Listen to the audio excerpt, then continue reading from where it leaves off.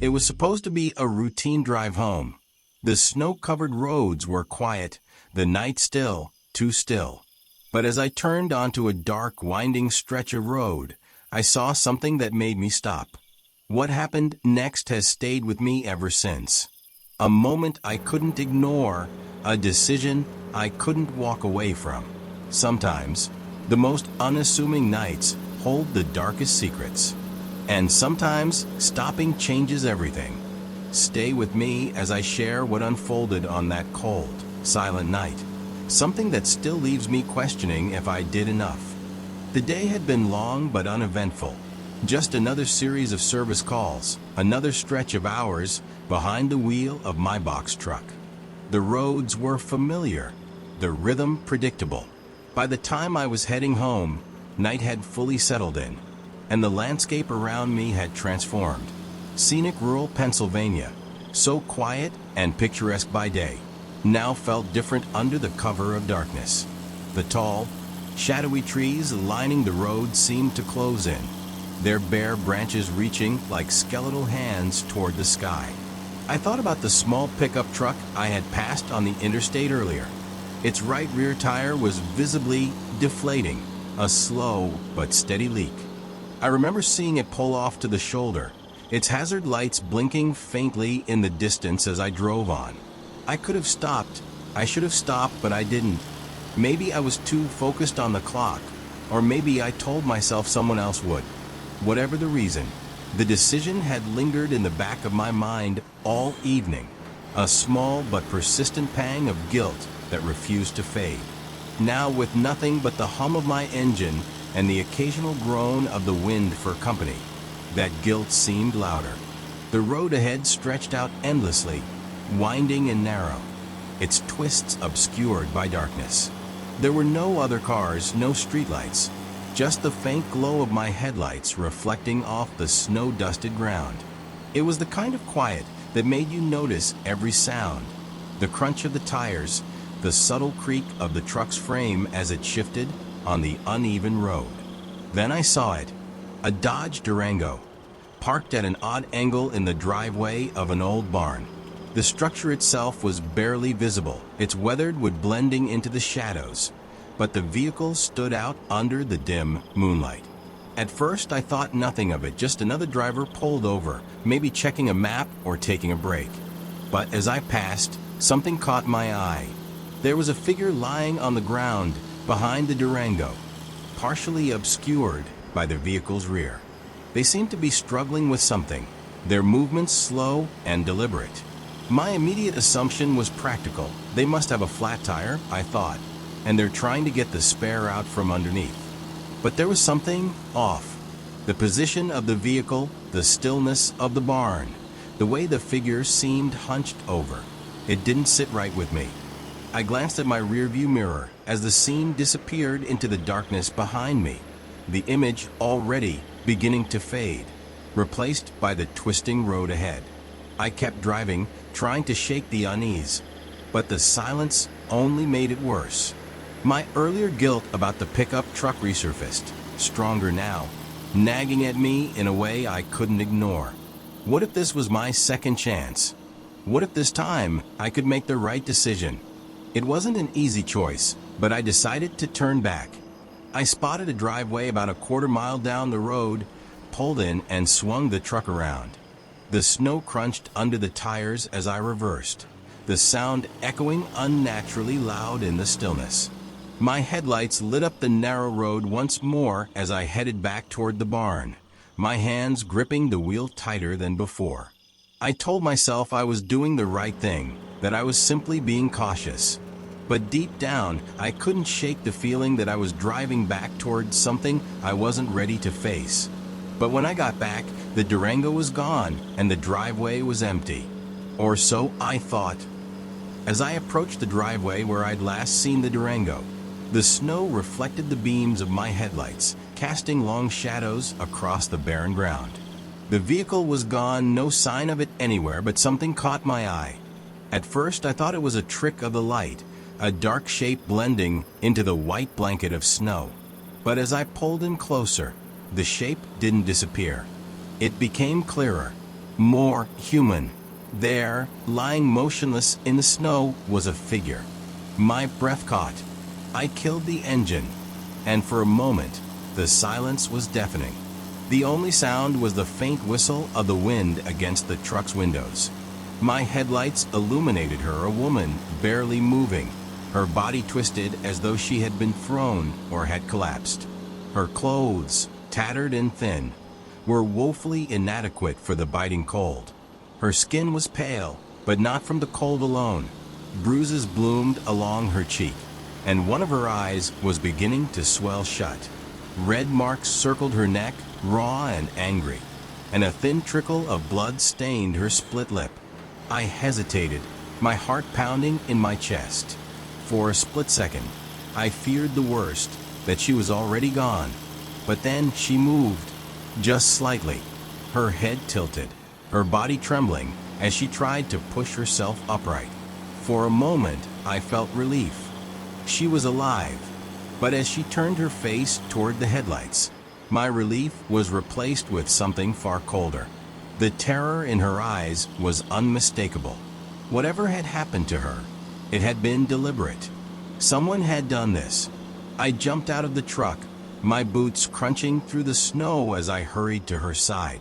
My breath formed thick clouds in the frigid air, and with each step, the scene became more surreal. Her lips were blue, trembling, as though she'd been out here for hours. "Miss, can you hear me?" I asked, kneeling beside her. She nodded faintly, but didn't speak. Her gaze darted around, unfocused and panicked, as though expecting something, or someone, to reappear from the shadows. "You're safe," I said, though I wasn't sure I believed it myself.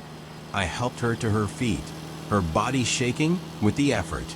She winced as she moved, clutching my arm for balance. The weight of her, so slight, made me realize how fragile she truly was.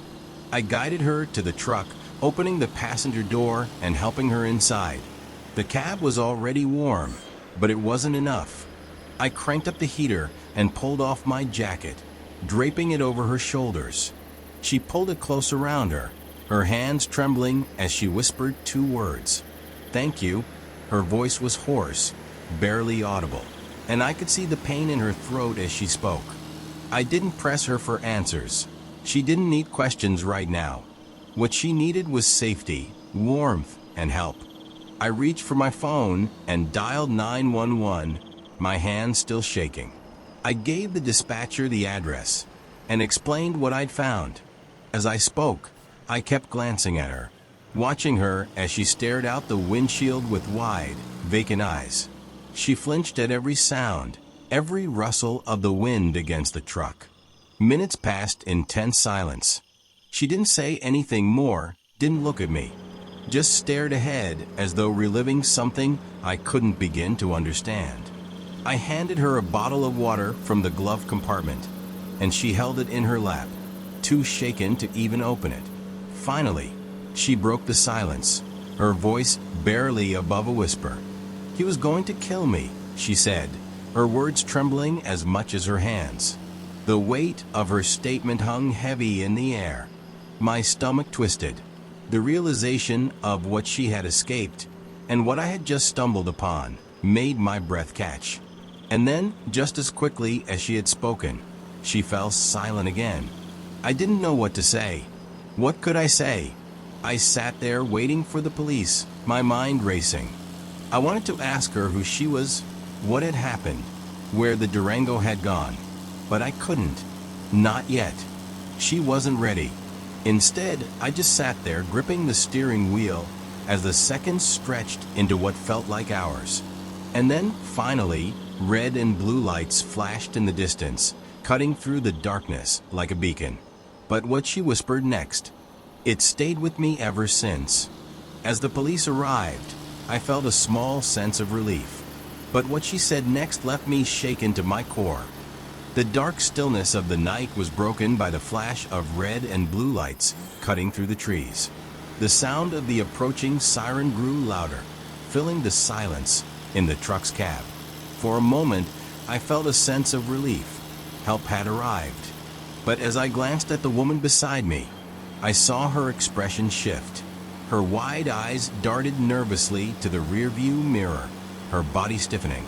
She shrank back into the seat, clutching my jacket tightly around her shoulders. Then, in a voice barely above a whisper, she said, "He's going to arrest me?" Her words caught me off guard. Arrest her? For what? I turned to reassure her, but the words stuck in my throat. She didn't look like someone who had done something wrong. She looked like someone who had barely escaped with her life. The patrol car pulled up, its headlights flooding the driveway. The officer stepped out, his figure illuminated against the dark backdrop of the trees. He was calm, deliberate, scanning the scene as he approached.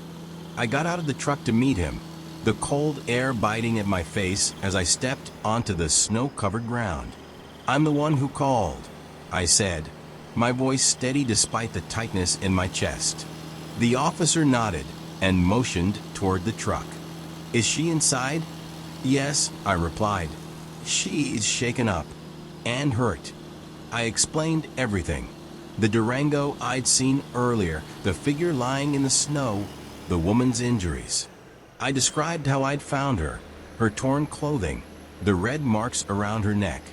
The officer listened intently, jotting down notes as I spoke, his face unreadable.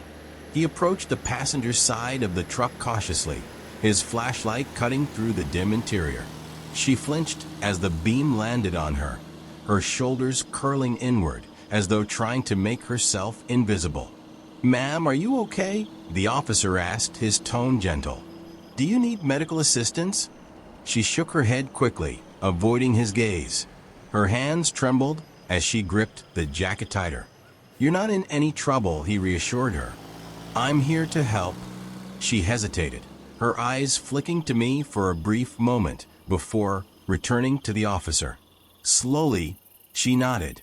The officer asked her a few more questions, his voice low and steady, but she offered little in return. Her fear was still too raw, too immediate. She answered in fragments, her voice hoarse and barely audible. When the officer helped her out of the truck, she moved gingerly, wincing with each step. Her bruises were even more visible now under the harsh light of the flashlight. As she climbed into the back of the patrol car, she turned back to me, her voice trembling as she said, "Thank you for stopping. I think he was going to kill me." Her words hung in the air, heavy and chilling. I stood there in the cold as the officer closed the door behind her, his notepad tucked into his jacket. He approached me again, thanking me for calling and for staying with her until help arrived. But his expression gave nothing away, no clues about what had happened, no hints about what might happen next. As the patrol car pulled away, its lights fading into the distance, I couldn't shake the feeling that I had only glimpsed a fraction of her nightmare. Whatever had happened before I arrived was still out there, hidden in the dark, unanswered. And as much as I wanted to believe she was safe now, a part of me wasn't so sure. As I stood there in the quiet, watching the patrol car disappear, I couldn't shake the questions racing through my mind. Who had done this to her? And why? As the patrol car disappeared into the darkness, its red and blue lights fading into nothingness, the weight of what had just happened began to sink in. I sat in my truck, the engine idling, staring out at the empty road ahead. The cold silence outside felt suffocating, pressing against the cab of the truck like a phantom I couldn't shake. I turned the truck around and started driving, but the road felt different now. Every shadow seemed deeper, every twist and turn more unnerving. My mind raced with questions I couldn't answer. Who was the man driving the Durango? What had he done to her? What had she been running from? Or worse, what had she been left behind to face? I couldn't forget the look in her eyes, that mix of fear and desperation, the way she clutched my jacket like it was the only thing tethering her to safety. Her bruises, the marks on her neck, her whispered words, "He was going to kill me." I thought back to that split-second decision to turn around. What if I hadn't? What if I had driven on, told myself it wasn't my problem, just like with the pickup truck earlier that day. I shuddered at the thought. The guilt stayed with me. I wanted to believe she was safe now, that the police would protect her, that she'd get the help she needed. But I couldn't shake the doubt, the nagging voice that kept asking, was it enough? In the days that followed, I scoured the local news, desperate for any update, any clue about what had happened. But there was nothing. No reports of an assault, no missing person matching her description, no mention of a Dodge Durango. It was as if the whole night had vanished into the void, leaving me with nothing but questions and a lingering sense of unease. I still think about her sometimes, especially on quiet nights like that one. I wonder where she is now, if she's okay, if she found the safety she so desperately needed. I hope she did. But the truth is, I'll never know. What I do know is this: that night changed something in me. It made me realize how easily we can dismiss the things we see, how quick we are to move on, to tell ourselves it's not our responsibility. But sometimes, stopping, even for just a moment, can mean everything. And sometimes, it's the only thing that stands between life and death. I may never know what truly happened that night, but one thing stays with me: the haunting hope that wherever she is, she's safe now. As the truck disappeared into the snowy night, the road ahead seemed endless, stretching into the unknown. The questions that linger from that evening will never have clear answers. Questions that haunt me.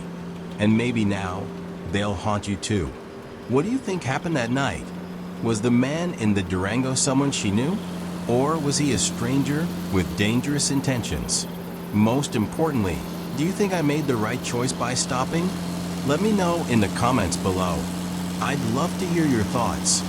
If this story gave you chills or made you think twice about the shadows we pass every day, don't forget to like this video, subscribe to the channel, and share it with someone who loves a good mystery. I've got more true horror stories, just like this one, coming your way. Stories that remind us of the darkness hiding in plain sight. This isn't the only time I've encountered something chilling on the road. There are other nights I can't forget, other moments that changed me. But that's a story for another night.